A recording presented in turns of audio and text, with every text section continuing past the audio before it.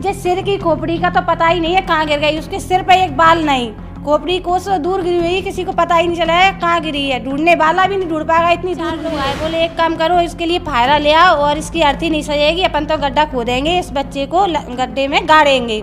तो पता नहीं घर में से किसी ने फायरा उठा के दे दिया और वो गड्ढा भी इतना गहरा गड्ढा खोद दिया उन्होंने कि ये है जूली दासी, ग्वालियर मध्य प्रदेश से। जूली दासी श्री कृष्ण जी की भक्ति करती थी और इनके पति और बड़े बेटे ने संत रामपाल जी महाराज से नाम उपदेश ले रखा था और इसीलिए वो चाहते थे कि जूली दासी भी संत रामपाल जी महाराज जी से नाम दीक्षा लेकर शास्त्रानुकूल साधना करने लग जाए। ऐसी बात कहने लगा उसने। फिर 10-12 दिन तक ये बात कही, मम्मी आप कुतिया बन जाओगी, कुत्ता बन जाओगी, गैया बनोगी और हम देखेंगे घूरे पे फिरोगी तो हमको बहुत दुख होगा, पर हम कुछ कर नहीं पाएंगे। तो हमने कि किसने देखा अगला जन्म कुत्ता बनेंगे, कुतिया बनेंगे, जो बनेंगे वो बनेंगे, लेकिन अभी तो हमको इंसान का जन्म मिला, उसका सुख तो देख ले कैसा होता है। लड़के ने 10-12 दिन कही, भगत जी हम ऐसे पागल से हो गए थे कि अगर हम रोटी बस बना रहे हैं तो रोटी बनाते हुए देखते थे कि हम कुतिया बन गए और घूरे पे फिर रहे हैं, काली कुतिया बन गए, पन्नी फाड़ रहे हैं। और फिर हम बर्तन साफ कर रहे हैं, हम ऐसे हो गए थे, हमेशा देखते थे कि हम गैया बन गए, हमारे जो खुरों हैं इसमें कीड़ा पड़ गए। और काफ़ी लोग चिल्लाते थे जी दवाई नहीं खा रही तो इसको गुड़ में रोटी में दवाई लगा के खिला दो तो जो खा लेगी। भगत जी हम ऐसे हुए थे। उसके बाद क्या हुआ भगत जी, हमने कही अब लड़का हमसे ज़्यादा कहता था तो हमने अपने बच्चे से बोल दी अगर तुम्हारे परमात्मा अपने आप को परमात्मा मानते हैं, वो तो खुद जेल में, हमने उनसे ऐसा ही बोला भगत जी, वो तो खुद जेल में एक आम इंसान है, अगर वो परमात्मा है तो हम उन्हें चैलेंज कर रहे हैं, वो हमको लेने आया है। तो हमारा बच्चा बोला मम्मी ऐसे नहीं बोलते, हमने कि हम चैलेंज करेंगे आपके परमात्मा को ये चीज़ का। फिर एक दिन जूली दासी के छोटे बेटे का एक्सीडेंट हो जाता है जिसमें छोटा बेटा खत्म हो जाता है और परिवार के लोगों को वह बच्चा मरा हुआ दिख रहा था, लेकिन जूली दासी को बच्चा जीवित नजर आ रहा था। फिर कैसे पूर्ण परमात्मा स्वयं प्रकट हो जाते हैं और जूली दासी परमात्मा के लिए खीर बनाने लगती है, लेकिन डिब्बे में चावल नहीं थे। फिर हुआ एक अद्भुत चमत्कार। एक्सीडेंट हुआ कि अगर कोई और देख लेता शायद 2-4 साल के लिए कोमा में चला जाता। जिस सिर की खोपड़ी का तो पता ही नहीं है कहाँ गिर गई, उसके सिर पे एक बाल नहीं, खोपड़ी कोस दूर गिरी हुई, किसी को पता ही नहीं चला है कहाँ गिरी है, ढूंढने वाला भी नहीं ढूंढ पाएगा, इतनी दूर गिरी होगी।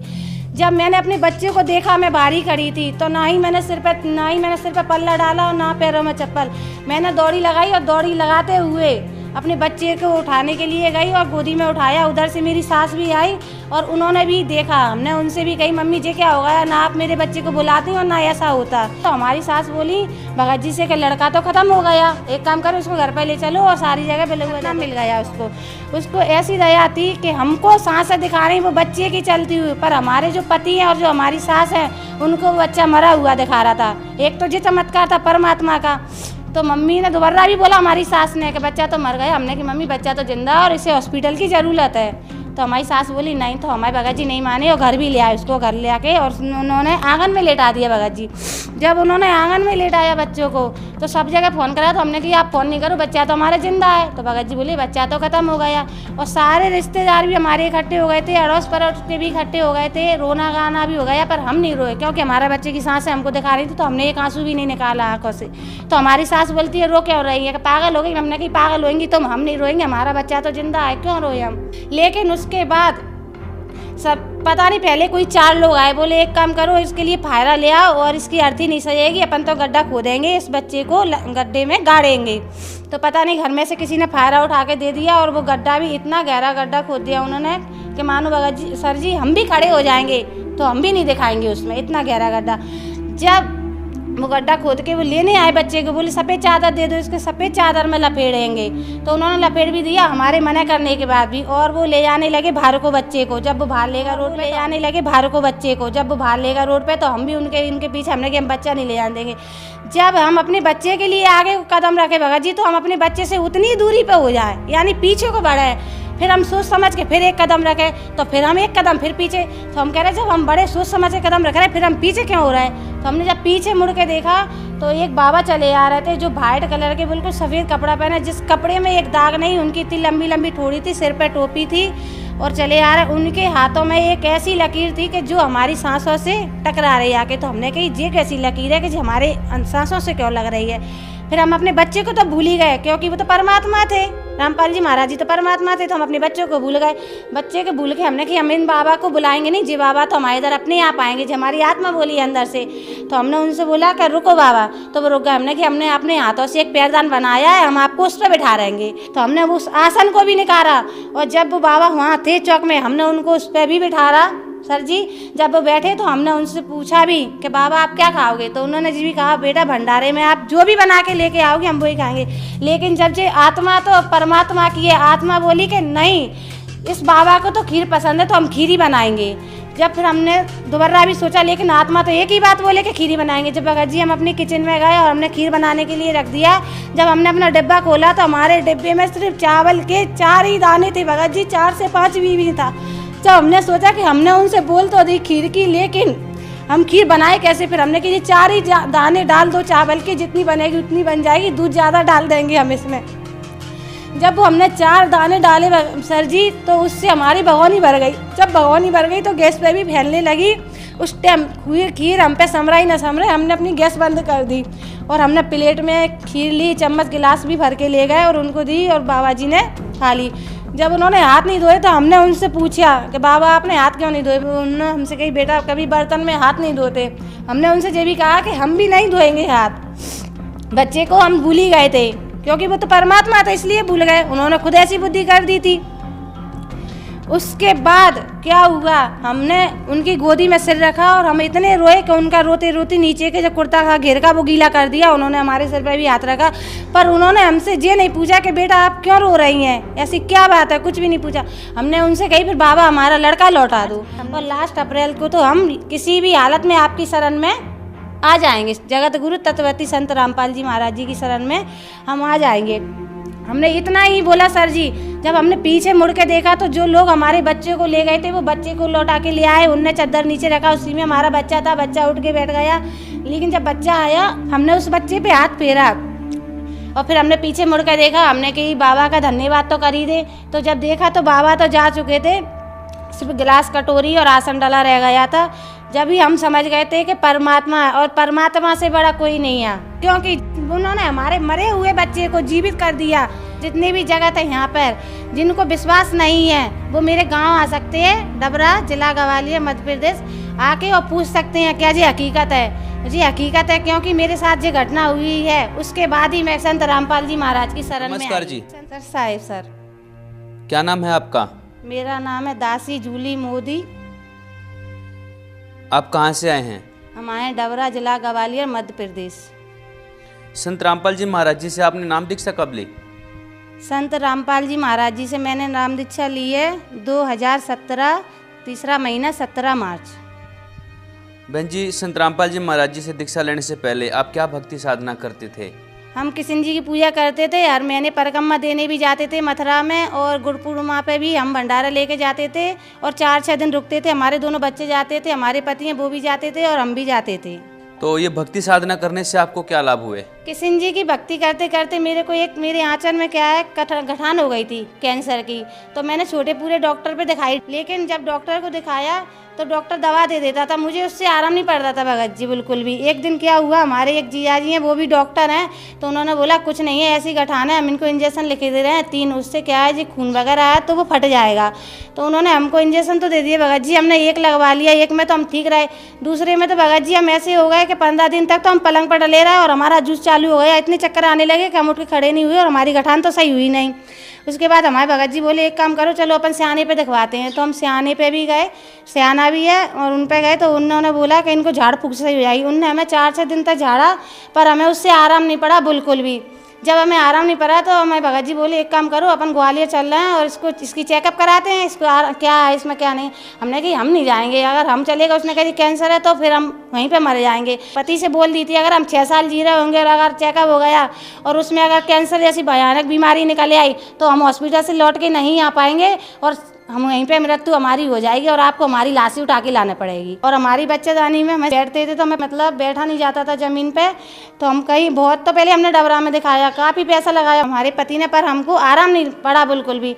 आपने बताया कि आप भगवान श्री कृष्ण की भक्ति करते थे, फिर भगवान कृष्ण की भक्ति छोड़ के आप संत रामपाल जी महाराज जी की शरण में कैसे आए? सर जी ऐसा है हम पहले श्री कृष्ण जी भगवान की भक्ति करते थे और उसके बाद हम संत रामपाल जी महाराज जी के चरण में ऐसे आए, सारे लोग जुड़ गए थे। हमारा बच्चा है छोटा वाला, वो जुड़ने के लिए गया। जब वो जुड़ने गया तो हमने उससे काफ़ी मना करी कि बेटा आप नहीं जाओ, सब लोग जुड़ गए, हम अकेले रह जाएंगे। तो उसने माना नहीं।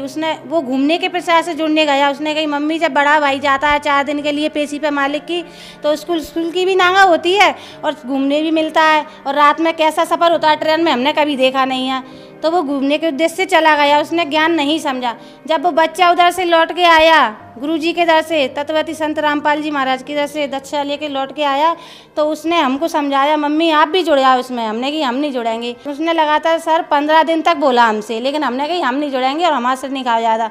तो फिर उसके 15 दिन बाद ऐसी बात कह दी, कहने लगा उसने फिर 10-12 दिन तक ये बात कही मम्मी आप कुतिया बन जाओगी, कुत्ता बन जाओगी, गैया बनोगी और हम देखेंगे घूरे पे फिरोगी तो हमको बहुत दुख होगा, पर हम कुछ कर नहीं पाएंगे। तो हमने कही किसने देखा अगला जन्म कुत्ता बनेंगे, कुतिया बनेंगे, जो बनेंगे वो बनेंगे, लेकिन अभी तो हमको इंसान का जन्म मिला है, उसका सुख तो देख ले कैसा होता है। तो ऐसे हमारे लड़के ने 10-12 दिन कही भगत जी हम ऐसे पागल से हो गए थे कि अगर हम रोटी बस बना रहे हैं तो रोटी बनाते हुए देखते थे कि हम कुतिया बन गए और घूरे पे फिर रहे हैं, काली कुतिया बन गए, पन्नी फाड़ रहे हैं। और फिर हम बर्तन साफ कर रहे हैं, हम ऐसे हो गए थे, हमेशा देखते थे कि हम गैया बन गए, हमारे जो खुरों हैं इसमें कीड़ा पड़ गए।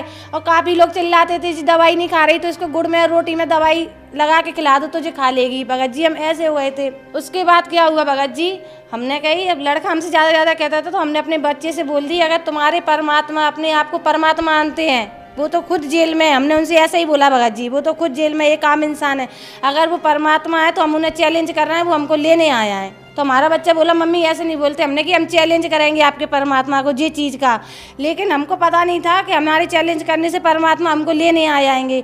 लास्ट फरवरी का दिन था सर जी, लेकिन हम सुबह 5 बजे जगी रहे थे, बेड पे लेटे हुए थे। जगते जगते हमने क्या देखा सुबह 5 बजे कि हमको संत जगत गुरु तत्वती संत रामपाल जी महाराज खड़े थे हमारे बगल में। और हम उठे, मतलब आंखों खुली में देखते हुए हम उठ के हमने बच्चे का लंच बनाया और बच्चा हमारा बड़ा वाला स्कूल गया। जब स्कूल गया तो उसकी बस थोड़ी घर से दूर आती है, तो उस दिन उसकी बस लेट हो गई भगत जी। उसकी बस लेट हो गई तो उसकी दादी बोली घर में किराने की दुकान है, बेटा अगर आपकी बस लेट आ रही है तो दुकान का सामान टांग जाओ। तो हमारा जो बड़ा वाला लड़का है सतगुरु रामपाल जी महाराज जी के दास हैं वो भी, तो जब वो लड़का लौट के जैसे उसने पीठ फेरी, सिर फेरा घर के लिए आने के लिए, तो उसी की स्कूल की बस आई सर जी। और मेरे बच्चे का ऐसा एक्सीडेंट हुआ कि अगर कोई और देख लेता शायद 2-4 साल के लिए कोमा में चला जाता। जे सिर की खोपड़ी का तो पता ही नहीं है कहाँ गिर गई, उसके सिर पे एक बाल नहीं, खोपड़ी कोस दूर गिरी हुई, किसी को पता ही नहीं चला है कहाँ गिरी है, ढूंढने वाला भी नहीं ढूंढ पाएगा इतनी दूर गिरी होगी। जब मैंने अपने बच्चे को देखा मैं बाहरी खड़ी थी, तो ना ही मैंने सिर पे पल्ला डाला और ना पैरों में चप्पल।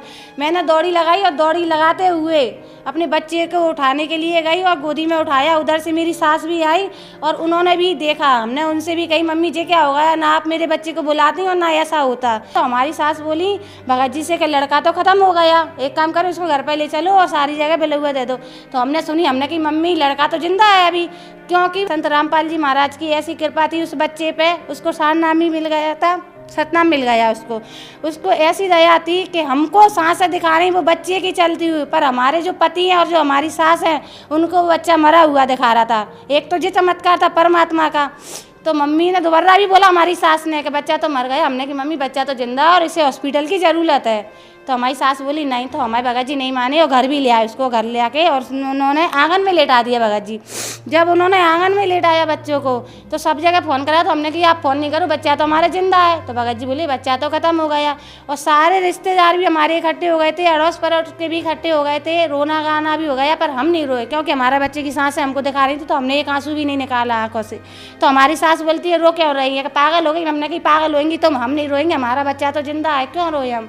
लेकिन उसके बाद सब पता नहीं पहले कोई 4 लोग आए, बोले एक काम करो इसके लिए फायरा ले आओ और इसकी अर्थी नहीं सजेगी, अपन तो गड्ढा खोदेंगे, इस बच्चे को गड्ढे में गाड़ेंगे। तो पता नहीं घर में से किसी ने फायरा उठा के दे दिया और वो गड्ढा भी इतना गहरा गड्ढा खोद दिया उन्होंने कि मानो भगत जी सर जी हम भी खड़े हो जाएंगे तो हम भी नहीं दिखाएंगे उसमें, इतना गहरा गड्ढा। जब वो गड्ढा खोद के वो लेने आए बच्चे को, बोले सफ़ेद चादर दे दो, इसके सफ़ेद चादर में लपेड़ेंगे। तो उन्होंने लपेड़ भी दिया हमारे मना करने के बाद भी, और वो ले जाने लगे बाहर को बच्चे को। जब वो बाहर लेगा रोड पे तो हम भी इनके पीछे, हमने कि हम बच्चा नहीं ले जाने देंगे। जब हम अपने बच्चे के लिए आगे कदम रखे भगत जी, तो हम अपने बच्चे से उतनी दूरी पर हो जाए, यानी पीछे को बढ़े। फिर हम सोच समझ के फिर एक कदम रखे, तो फिर हम एक कदम फिर पीछे। तो हम कह रहे जब हम बड़े सोच समझ के कदम रख रहे हैं फिर हम पीछे क्यों हो रहे हैं। तो हमने जब पीछे मुड़ के देखा तो एक बाबा चले आ रहे थे जो वाइट कलर के बिल्कुल सफ़ेद कपड़ा पहने, जिस कपड़े में एक दाग नहीं, उनकी इतनी लंबी लंबी ठोड़ी थी, सिर पर टोपी थी और चले आ रहे। उनके हाथों में एक ऐसी लकीर थी कि जो हमारी सांसों से टकरा रही आके। तो हमने कही ये कैसी लकीर है कि जो हमारे सांसों से क्यों लग रही है। फिर हम अपने बच्चे को तो भूल ही गए क्योंकि वो तो परमात्मा थे, रामपाल जी महाराज जी तो परमात्मा थे, तो हम अपने बच्चों को भूल गए। बच्चे के भूल के हमने कि हम इन बाबा को बुलाएंगे नहीं, जी बाबा तो हमारे इधर अपने आप आएंगे, जो हमारी आत्मा बोली है अंदर से। तो हमने उनसे बोला कि रुको बाबा, तो वो रुक गए। हमने कि हमने अपने हाथों से एक पैरदान बनाया है, हम आपको उस पर बिठा रहेंगे। तो हमने उस आसन को भी निकाला और जब वो बाबा वहाँ थे चौक में, हमने उनको उस पर भी बिठाया। सर जी जब वो बैठे तो हमने उनसे पूछा भी कि बाबा आप क्या खाओगे। तो उन्होंने जी भी कहा बेटा भंडारे में आप जो भी बना के लेके आओगे हम वही खाएंगे। लेकिन जब जे आत्मा तो परमात्मा की है, आत्मा बोली कि नहीं इस बाबा को तो खीर पसंद है तो हम खीर ही बनाएंगे। जब फिर हमने दोबारा भी सोचा लेकिन आत्मा तो एक ही बात बोले कि खीर ही बनाएंगे। जब भगत जी हम अपने किचन में गए और हमने खीर बनाने के लिए रख दिया, जब हमने अपना डिब्बा खोला तो हमारे डिब्बे में सिर्फ चावल के 4 ही दाने थे भगत जी, 4 से 5 भी था। जब हमने सोचा कि हमने उनसे बोल तो दी खीर की, लेकिन हम खीर बनाए कैसे। फिर हमने कि ये 4 ही दाने डाल दो चावल की, जितनी बनेगी उतनी बन जाएगी, दूध ज़्यादा डाल देंगे हम इसमें। जब वो हमने 4 दाने डाले सर जी तो उससे हमारी भगोनी भर गई। जब भगोनी भर गई तो गैस पे भी फैलने लगी। उस टाइम खीर हम पे समरा ही ना समरे, हमने अपनी गैस बंद कर दी और हमने प्लेट में खीर ली, चम्मच गिलास भी भर के ले गए और उनको दी और बाबा जी ने खा ली। जब उन्होंने हाथ नहीं धोए तो हमने उनसे पूछा कि बाबा आपने हाथ क्यों नहीं धोए। उन्होंने हमसे कही बेटा कभी बर्तन में हाथ नहीं धोते। हमने उनसे ये भी कहा कि हम भी नहीं धोएंगे हाथ। बच्चे को हम भूल ही गए थे क्योंकि वो तो परमात्मा था इसलिए भूल गए, उन्होंने खुद ऐसी बुद्धि कर दी थी। उसके बाद क्या हुआ, हमने उनकी गोदी में सिर रखा और हम इतने रोए कि उनका रोते रोते नीचे के जो कुर्ता का घेर का वो गीला कर दिया। उन्होंने हमारे सिर पर भी हाथ रखा, पर उन्होंने हमसे ये नहीं पूछा कि बेटा आप क्यों रो रही हैं, ऐसी क्या बात है, कुछ भी नहीं पूछा। हमने उनसे कही फिर बाबा हमारा लड़का लौटा दो। हमने उनसे बोला मार्च और लास्ट अप्रैल को तो हम किसी भी हालत में आपकी शरण में आ जाएंगे, जगत गुरु तत्वती संत रामपाल जी महाराज जी की शरण में हम आ जाएंगे। हमने इतना ही बोला सर जी। जब हमने पीछे मुड़ के देखा तो जो लोग हमारे बच्चे को ले गए थे वो बच्चे को लौटा के ले आए, उनने चादर नीचे रखा, उसी में हमारा बच्चा था। बच्चा उठ के बैठ गया, लेकिन जब बच्चा आया हमने उस बच्चे पे हाथ फेरा और फिर हमने पीछे मुड़ के देखा। हमने कही बाबा का धन्यवाद तो कर ही दे। तो जब देखा तो बाबा तो जा चुके थे, सिर्फ गिलास कटोरी और आसन डाला रह गया था। जब ही हम समझ गए थे कि परमात्मा और परमात्मा से बड़ा कोई नहीं है, क्योंकि उन्होंने हमारे मरे हुए बच्चे को जीवित कर दिया। जितनी भी जगत है यहाँ पर, जिनको विश्वास नहीं है वो मेरे गांव आ सकते हैं, डबरा जिला ग्वालियर मध्य प्रदेश, आके और पूछ सकते हैं क्या जी हकीकत है। जी हकीकत है क्योंकि मेरे साथ जो घटना हुई है उसके बाद ही मैं संत रामपाल जी महाराज की शरण में आई हूँ। संत रामपाल जी महाराज जी के शरण में जाने से मुझे जो कैंसर जैसी खतरनाक बीमारी थी वो उसी दिन जिस दिन मैं उनकी शरण में गई दक्षिणा लेके आई, उसी रात को मुझे इतना दर्द हुआ कि मैंने अपने पति से बोला कि मुझे तो बहुत दर्द हो रहा है, इससे अच्छा तो मेरे भगवान अच्छे थे, हाथ लगाने से दर्द होता था, वैसे दर्द नहीं होता था। मैं तो एक काम करूंगी, सुबह अपने भगवान रख लूंगी और आपके जो बाबा का मंदिर उठा के रख दूंगी। तो हमारे जो पति हैं वो बोले ऐसे नहीं बोलते, स्वयं धरती पे परमात्मा आए हुए हैं। हमने कहा मैं तो बहुत दर्द हो रहा है। हमारे जो पति हैं वो बोले एक काम करो, आप तो अर्जी लगा लो और दंडवत प्रणाम करो और अमृत जल पी लो। मैंने दंडवत प्रणाम की और अमृत जल पी लिया। सर जी तो मैंने देखा सुबह उठ के कि मुझे बिल्कुल दर्द जा चुका था। आज मुझे 11वां महीना है वो सर जी, लेकिन आज तक वो बीमारी का कोई पता नहीं है कि कठान कहाँ थी और कहाँ से कहाँ चली गई। तो जगत गुरु तत्वती संत रामपाल जी महाराज की शरण में जाने से मेरे को एक तो ये लाभ हुआ है और दूसरा लाभ मेरे को ये हुआ है भगत जी, मुझे रीढ़ की हड्डी में इतना दर्द रहता था, अगर मैं लेट गई ना तो मेरे को एक जन तो करवट लेवाने के लिए चाहिए, मैं मतलब लेट नहीं पाती थी, इतना दर्द रहता था। लेटना भी मेरे को सोच समझ के पड़ता था क्योंकि अगर लेट गई तो कोई करवट दिलाने वाला नहीं है। इतनी परेशान रहती थी, काम करने में ही मुझे दिक्कत आती थी क्योंकि दर्द रहता था तो ज़्यादा झुकने में भी दिक्कत आती थी। लेकिन जब जगत गुरु तत्वती संत रामपाल जी महाराज की मैं शरण में गई उसके बाद मेरा वो भी दर्द चला गया, बिल्कुल एकदम सही हूँ। मैं कोई दवाई भी नहीं लेती कभी भी, और कभी मेरे सिर में दर्द होता है, आज मुझे 11 महीने हो गए सिर में दर्द होता है तो मैं 2 बूंद अमृत जल पी लेती हूँ और दंडवत प्रणाम कर लेती हूँ, तभी मेरा सही हो जाता, मुझे दवाई लेने की ज़रूरत नहीं पड़ती। बहन जी, जो श्रद्धालु आपको देख रहे हैं आप उन्हें क्या संदेश देना चाहेंगे? जो श्रद्धालु मुझे देख रहे हैं सर जी, मैं उनसे हाथ जोड़ के विनती करूँगी कि आप जगत गुरु तत्वती संत रामपाल जी महाराज का सत्संग देखिए। कई चैनलों पे आ रहा है, शाम को आता है 7:40 पर साधना चैनल पे। आप उसको देखिए और उससे आप ज्ञान समझ के, उसके बाद फुल ज्ञान समझ के, उसके बाद आप तत्वती संत रामपाल जी महाराज जी की शरण में जाके अपना नाम उद्देश्य कराइए और अपना जीवन का मोक्ष कराइए। संत रामपाल जी महाराज जी एक ऐसे संत हैं जो धरती पे आए हुए सभी शास्त्रों के अनुसार भक्ति खोल के बता रहे हैं। धन्यवाद जी। सत्संग सत्य घटना, सत्य की तहता।